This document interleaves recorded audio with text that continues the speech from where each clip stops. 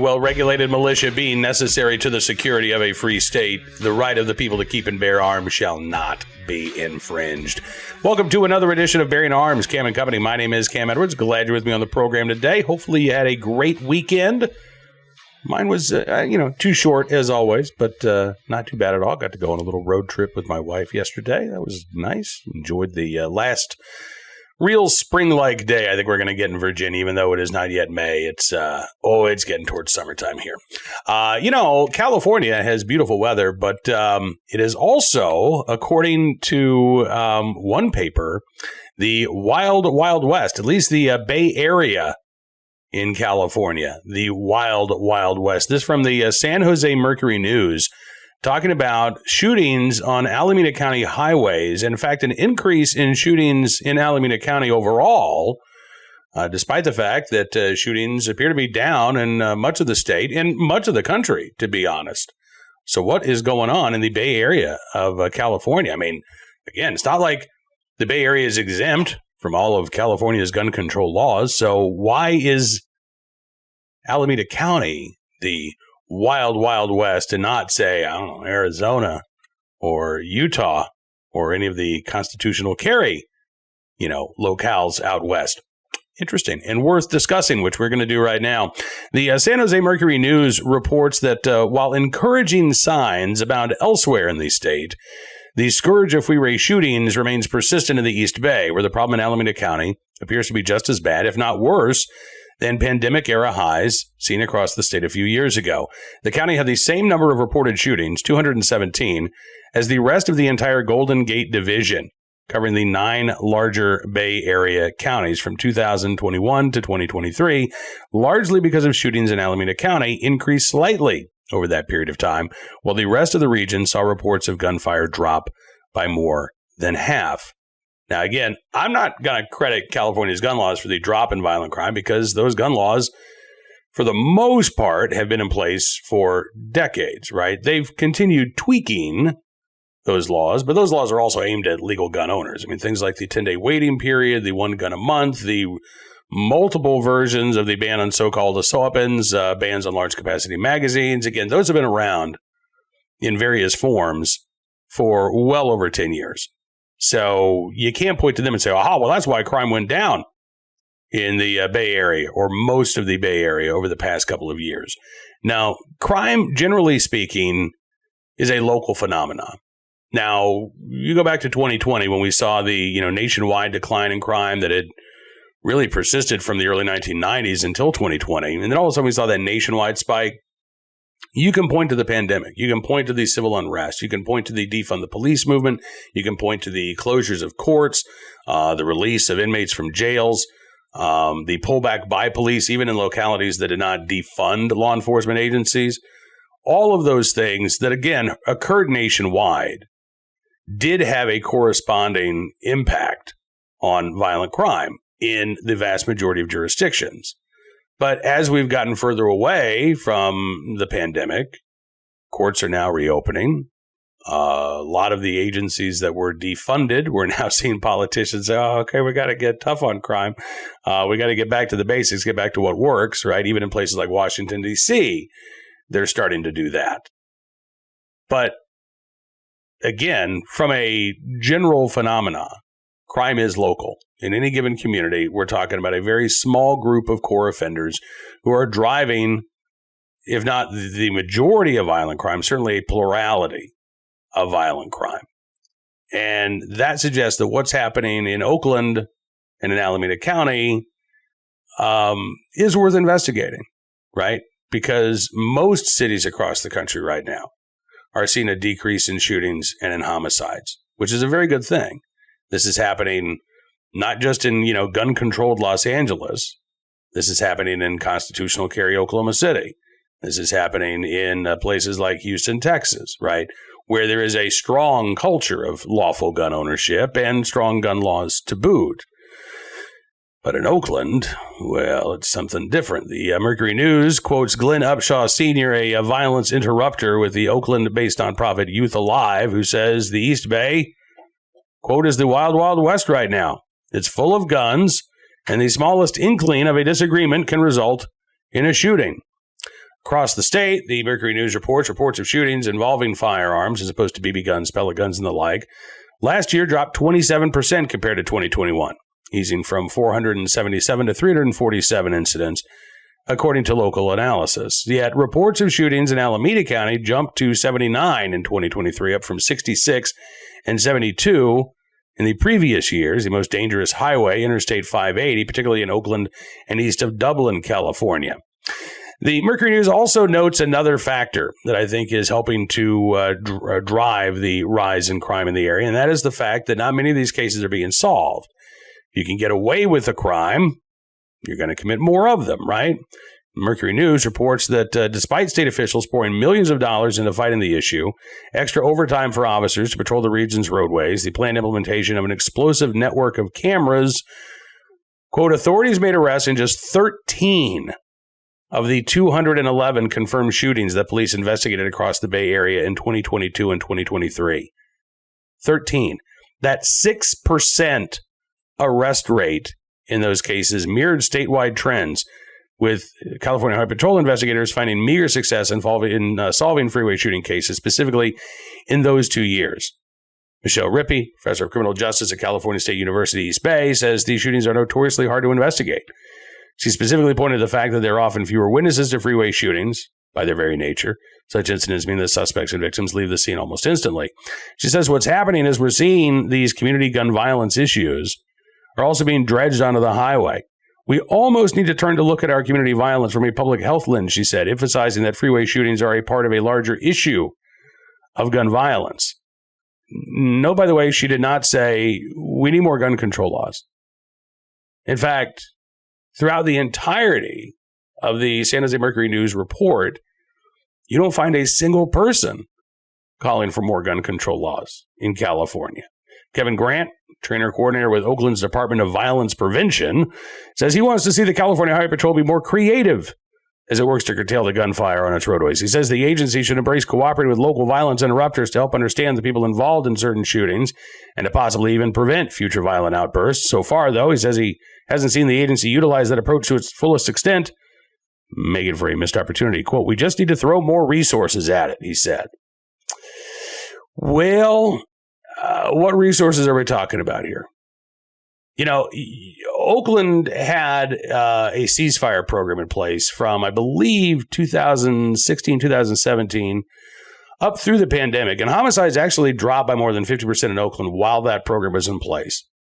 And, you know, we've talked about ceasefire on this show many times before. This is the carrot and stick approach. When done properly, it is a carrot and stick approach. Now, there are some jurisdictions that offer more carrots than sticks, right? Well, we don't want to put you behind bars. We want to give you the job training. We want to make sure you've got the mentorship that you need, all the counseling. But if you go on to commit another crime, well, I mean, that's not that big a deal. There are some jurisdictions that take that approach. That's not the right approach. The right approach in ceasefire is, listen, we know you're shooting. You're going to stop shooting. We're going to help you turn your life around if you let us. We're going to make you stop shooting if you don't. So yes, behind door number one, there are job opportunities. There's career counseling. There's mental help if you need it. There is job training. There's, you know, all kinds of resources for you to turn your life around. If you don't take advantage of what's behind door number one, behind door number two, there are federal prosecutors. And the next time you get arrested, we're going to kick your case up to federal court. You're not going to get a plea deal. You're not going to deal with a soft on crime judge. You're going to wait for as long as we possibly can put you behind bars because we're tired of the damage that you're doing to our community. When ceasefire is done correctly, typically what happens is violent crime drops, shooting drops, arrests drop, because you're not trying to cast this wide net over everybody, right? You're going after the most prolific and violent offenders and those who are at risk of becoming prolific, violent offenders. And when you take that targeted approach in dealing with the people who are actually committing violent crimes, as opposed to people who are trying to exercise their fundamental civil rights, good things can happen. Now, Oakland has gotten away from that strategy. They're trying to bring it back, kind of fell apart during the pandemic. But there's something else going on. Again, I don't think you can just point to the demise of ceasefire and say, all right, this is the reason why we're seeing the shooting spike in the East Bay area. Again, 6% clearance rate for shootings not just shootings on the freeway. 6% clearance rate for all shootings in Alameda County over the past couple of years. Again, I'll go back to what I said just a couple of minutes ago. If criminals believe that they can get away with a crime, they're more likely to commit additional crimes. And right now, more than 90% of the time, if you shoot somebody in the East Bay, you're getting away with it. You're not getting arrested. You're not getting prosecuted. You're not being put in prison. So should we really be all that shocked that shootings are up while arrests are less than 10%? Again, you don't need more gun control laws in California. In fact, you need to get a lot of them off of the books, quite frankly. What you need, again, is to go after those prolific offenders. Now, the individual with the Oakland Department of Violence Prevention, Kevin Grant, said he'd like to see the California Highway Patrol work more closely with the violence interrupters. I don't have any problem with that in theory. But again, what message are those violence interrupters sending? Is it just a matter of carrots and no sticks? Are there any words of warning? More importantly, what are the violence interrupters doing, not only to stop the violence, but what are they doing? Again, individual acts of violence, right? Okay, you two are beefing. Let's sit down and talk about this. What are they doing to help spread the word, to help change the mentality there in East Bay, that these types of acts of violence are in fact appropriate? Now, as for the politicians in Sacramento, like Governor Gavin Newsom, again, he's trying to put more cops on the streets of Oakland, having the guy California Highway Patrol come out and start patrolling the freeways. But he's making it as hard as possible for people to exercise the right to armed self-defense, right? I mean, again, if you want a concealed carry license in California right now, it is a very, very difficult thing to do. Cal DOJ is certifying instructors, so the old instructors can't just keep teaching the same course. They're changing what that training course must look like. And of course, in some areas of the state, jurisdictions are charging four figures, $1,000 or more for you to exercise your right to carry. Again, the state keeps cracking down on legal gun owners, but there is not a hint of evidence, nor do I suspect you would find any evidence, that concealed carry licensees are committing these crimes in Alameda County. So why are lawful gun owners the top priority, and cracking down on lawful gun owners the top priority for Democrats in Sacramento, instead of going after the people who are actually pulling the trigger on California freeways? All right, before we get to today's Armed Citizen story, our good deed of the day, and our recidivist report, let's talk about this for a second. At the very heart of our democracy lies a principle that we hold sacred: free speech. It's the cornerstone that supports every freedom we cherish, allowing ideas to flourish, debates to ignite, and progress to be made. Without it, our pursuit of liberty, our ability to challenge, our capacity to innovate would be severely constrained. Yet in today's digital age, the very platform that should democratize information is being used to narrow the spectrum of ideas that we're exposed to. Important discussions about our wealth, our rights, and our future are being systematically silenced or overshadowed in mainstream narratives, leaving many feeling voiceless in conversations that are crucial to our financial independence and security. This is where Wealth Protection Research steps in, armed with a mission that's never been more critical. Wealth Protection Research is not a financial advisory firm. They're defenders of free speech, committed to giving a voice to the silenced. In an era where dialogues about retirement, investments, and economic freedoms are increasingly censored, Wealth Protection Research is focused on ensuring that diverse, controversial, and revolutionary ideas have a platform.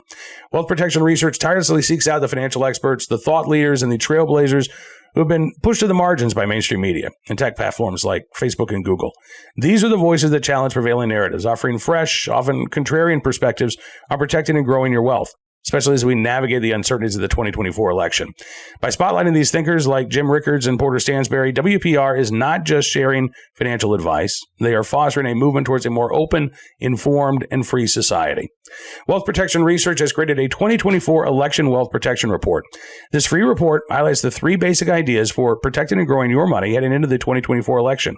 It contains the ideas the mainstream media won't touch, and listeners can get it completely free. Just text IDEAS to 76623. And if you text ideas today, you'll also get a free gold investment kit from wealth protection research sponsor Augusta Precious Metals. Now, if you, like us, believe in the sanctity of free speech and the importance of financial freedom, act now. Text ideas to 76626 to claim your free copy of this 2024 election protection report. It's time to widen the scope of what we're told, to hear the ideas the establishment doesn't think you can handle, and to take control of our financial destinies. Text ideas to 76626 to receive your free copy today. The battle for free speech is the battle for our future. Wealth Protection Research is ensuring that the ideas capable of shaping our financial well-being are available to all who want to hear them. Don't wait. Grab your free report now. Text ideas to 76626 to claim your free copy. All right, now let's turn our attention to today's armed citizen story, good deed of the day, and our recidivist report. We'll start there with a story out of Fox News.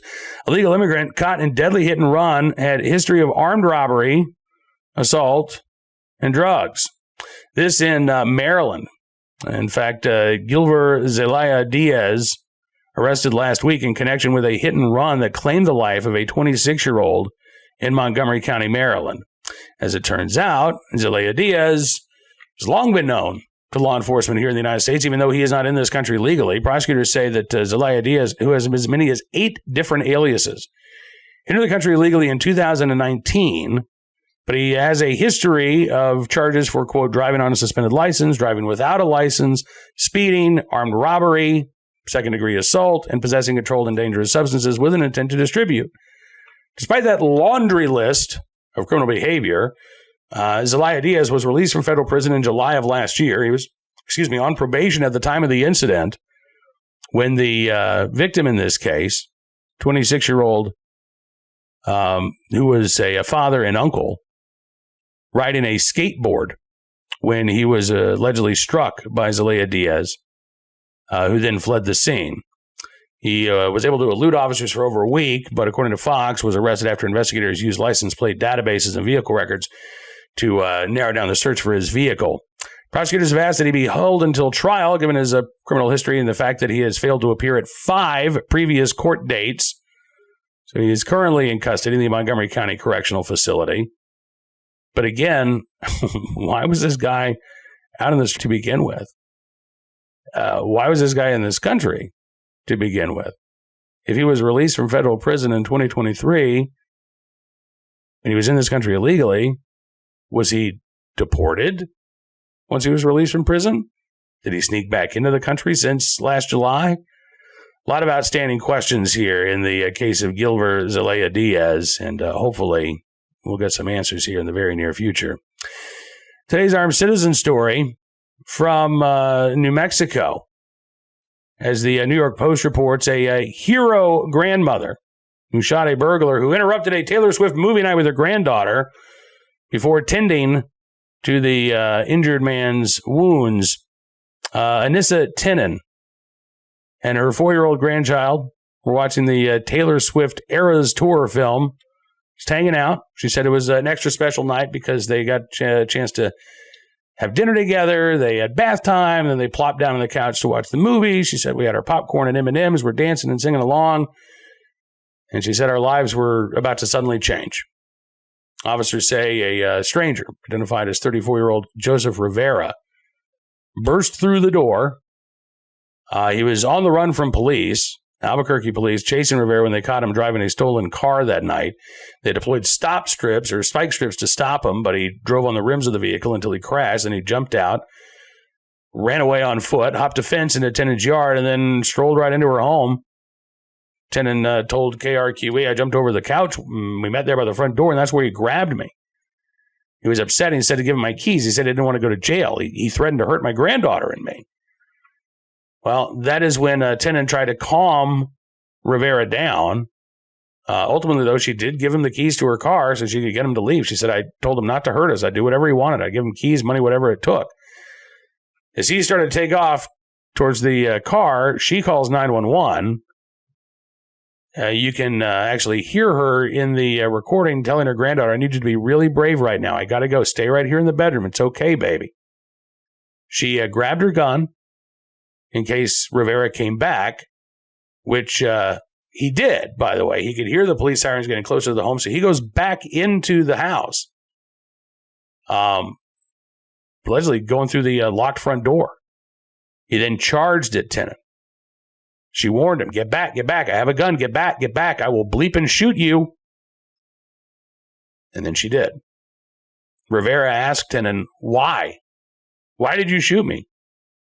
And she responded, because you're in my bleeping house. Didn't say bleeping, of course, but this is family friendly. Tenen then tried to help put pressure on Rivera's gunshot wound, bring him water. But she also said, I will shoot you again if you try anything.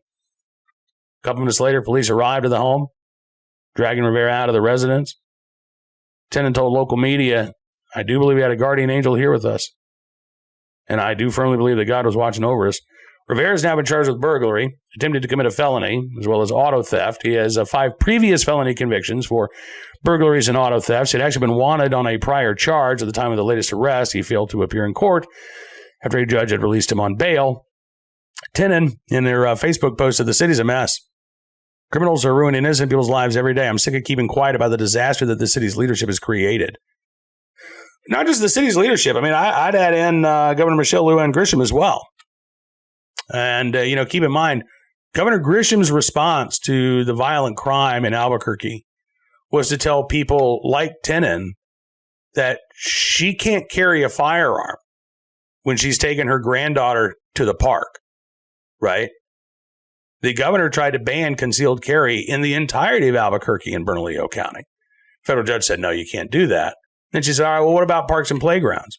And the judge said, well, how about playgrounds for now?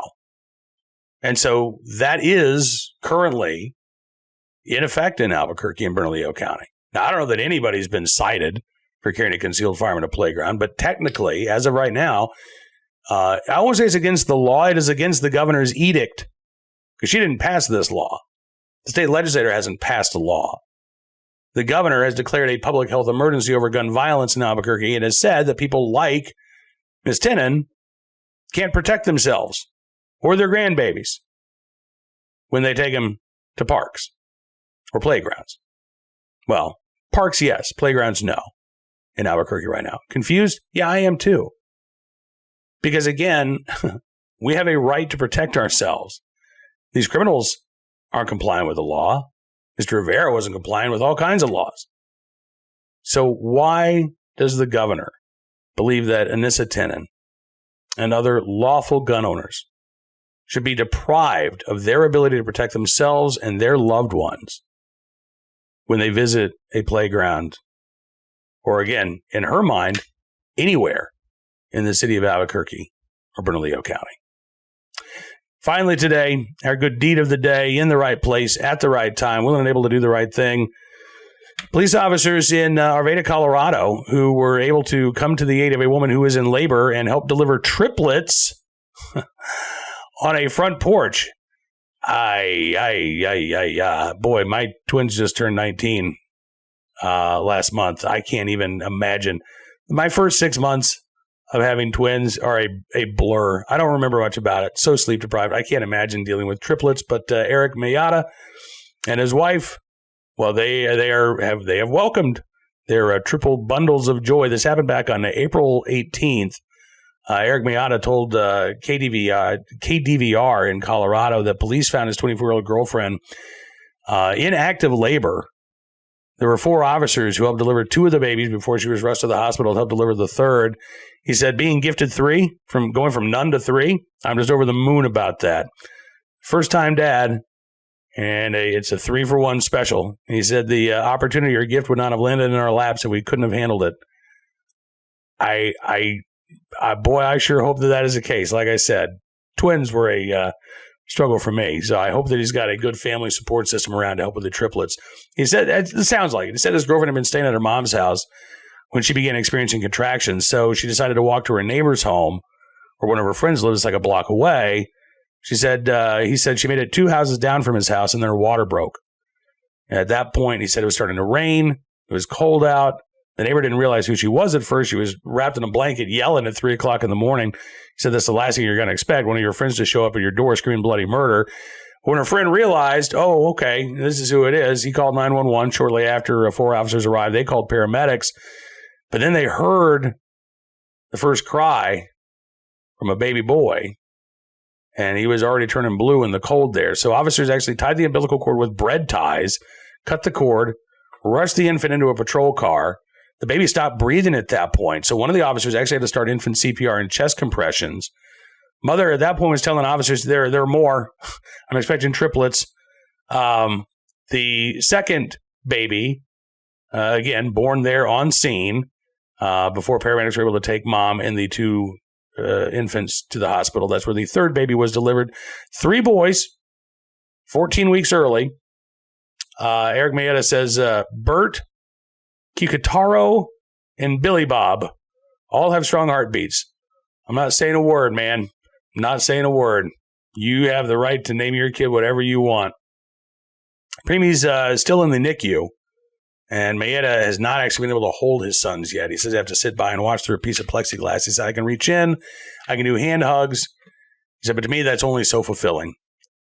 Well, I do hope that Eric Maeda and his wife are soon able to pick up their sons, give them all the love that they've been holding on to, give them that really big squeeze. He also says he is thankful for the first responders who were there. He said, with as cold as it was and everything, he says it's the perfect ingredient for a perfect storm for it not to end well had it not been for those guys. Babies have a long road ahead of them. They're expected to be in the NICU for the next 4 months, but I would not be surprised if one or more of those officers ends up making an appearance there at the hospital, check in on those triplets that were born on a front porch there in Greeley, Colorado. I said Arvada. This was actually in Greeley, Colorado here just a few days ago. And congratulations to Eric and his girlfriend on the 3 bundles of joy. Good luck and good wishes to you. All right, that is going to do it for this edition of Bearing Arms Cam and Company. I want to thank you for being a part of the program as always. Hey, coming up on tomorrow's show, we're going to be talking about what's going on in Massachusetts with the gun control bill that is being worked on behind closed doors and the pushback that Democrats are getting from black gun owners in the Boston area. This is a fascinating and very welcome development. Republicans are actually hoping to capitalize on this too, trying to convince those gun owners, hey, you know what? There is a party that stands up for your right to keep and bear arms. We're going to be talking all about it on the next edition of Bearing Arms Cam and Company. Be sure to check out bearingarms.com throughout the day. We're keeping you up to date on all of the latest Second Amendment news and information from all across the nation. And if you like what you see, I'd encourage you to become a VIP or VIP Gold member as well. Just go to bearingarms.com/subscribe. Use the promo code SAVEAMERICA, and you can get a significant savings on your VIP or VIP Gold membership. We're going to give you exclusive content you won't find anywhere else because your support really does matter. Thank you again. Until we talk again, be well, be safe, and be free.